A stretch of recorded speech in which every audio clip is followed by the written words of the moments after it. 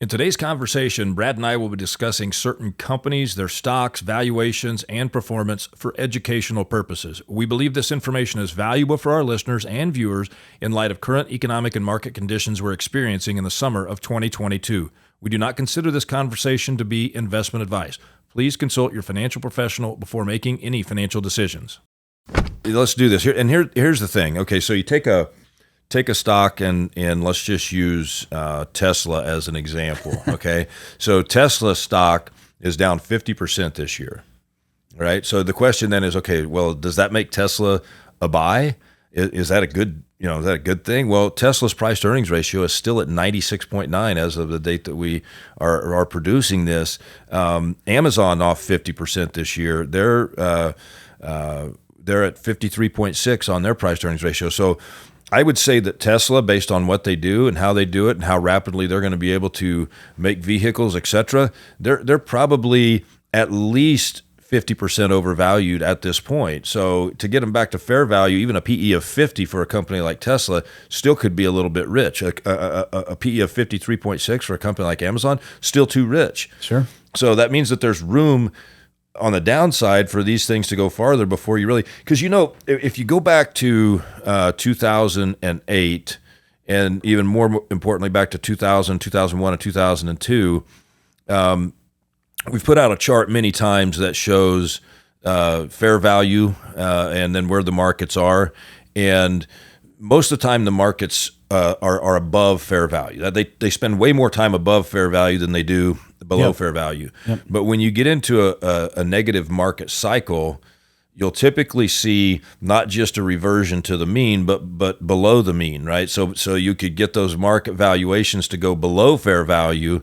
You get into the market valuations where they're below fair value. Now you're saying, okay, yeah. Now it's time to go shopping. Now it's time to start buying. But I think you have to have caution between now and that time. Yeah, and the question I get all the time is the bottom already priced in? Well, who knows, right? I mean, the reality is, as you just stated, is there's a lot further that some of these names could go to get. And they make up a huge part of the S&P 500. Yeah, they make up a huge part of the NASDAQ. And I think that's what's so dangerous. Right now, the S&P 500, it's about 26% of it's represented by big tech names, right? Right.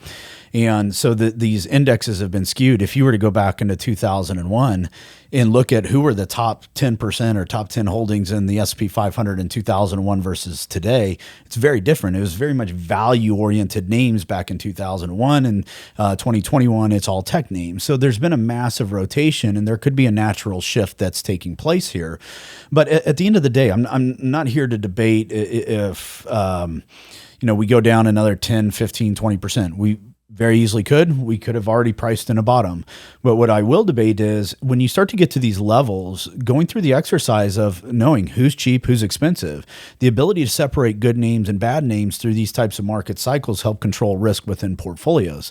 And not only that, but when you start to see interest rates rise, the accessibility to cheap capital becomes more expensive, right? So who has the deep balance sheets? Who has the cash on hand? And so I use this as an example, like take Microsoft. Microsoft's been printing silly money for the last 10 years. Yeah. And what are they doing with it? They're buying back their stock. And so they're doing a lot of things that are very prudent. Or look at Google, who's had a massive sell-off in 22. And you look at a company like that that's so flush with cash. And so people that are saying, I get that this is painful. Where's a good spot to start stepping back in? Because these are still really good, what we think would be longer term ideas to be exploring. Yeah. So you look at let's do a few more of these because I think this is really important for people to understand. So Microsoft is, I think, as close to fairly valued as you're going to get at 26.4 because as big as they are, there's still a lot of room for growth, and they repeat customers more and more, right? Apple valued at 23.7. Both of those stocks are off, but those two, because of the types of companies, I think they're probably pretty fairly valued. Google 20.76 on the price to earnings ratio. Again, they're printing money. Yeah. So some of those names have gotten down to a point where they could be an attractive buy right now.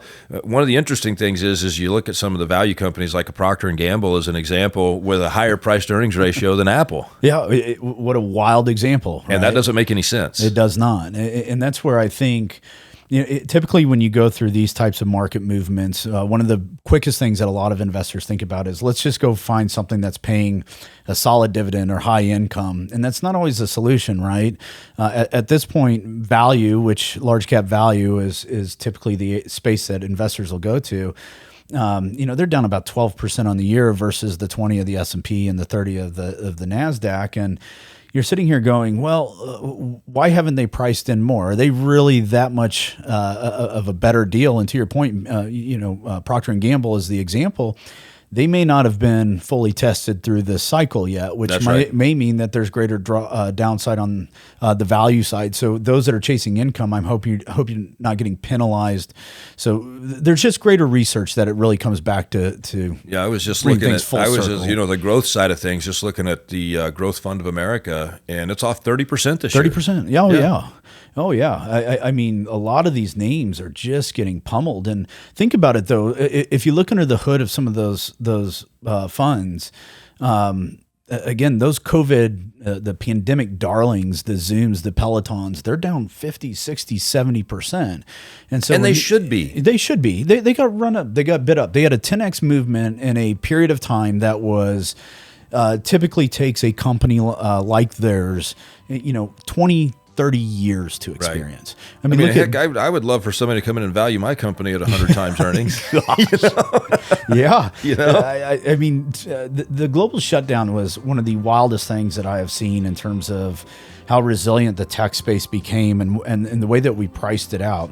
There was a ton of money to be made, but at this point, a lot of it is just going right back to the way. Yeah, what happened with those names reminds me an awful lot of what happened with the dot-com bubble, where you had these companies and it's just like, well, this is the future. This is where it's all going to be. And so the money just goes piling in. And but there's a lot of people, Brad, that didn't catch the upswing there. They were late. They didn't rotate. The average investor out there didn't rotate or go back into those growth names until probably mid-2021 when it was over. Sure.